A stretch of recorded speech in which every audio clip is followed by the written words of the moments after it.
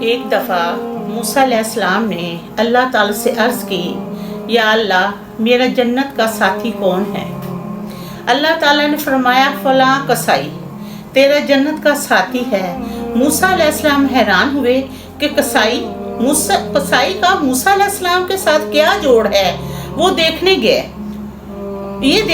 کہ وہ کون سا کسائی ہے۔ جب کسائی کی دکان پر پہنچے تو دیکھا عام کسائیوں کی طرح وہ کسائی ہے، گوشت کاٹ رہا ہے اور بیچ رہا ہے۔ شام ڈلی، تھیلا اٹھایا، گوشت اس میں ڈالا۔ موسیٰ علیہ السلام نے کہا میں بھی آؤں تیرے ساتھ۔ اس کسائی نے موسیٰ علیہ السلام کو پہچانا نہیں اور کہنے لگا آ جاؤ۔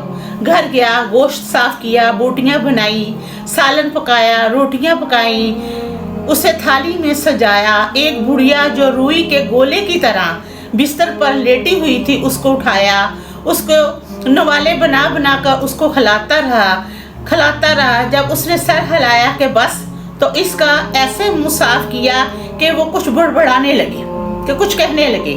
اس کو لٹا دیا تو موسیٰ علیہ السلام نے فرمایا یہ کون ہے؟ کہا یہ میری ماں ہے، صبح اس سے ساری خدمت کر کے جاتا ہوں اور شام کو پہلے آ کر اس کی خدمت کرتا ہوں، بعد میں اپنے بچوں کے ساتھ جو میں نے کرنا ہوتا ہے۔ موسیٰ علیہ السلام نے کہا یہ کیا کہہ رہی تھی؟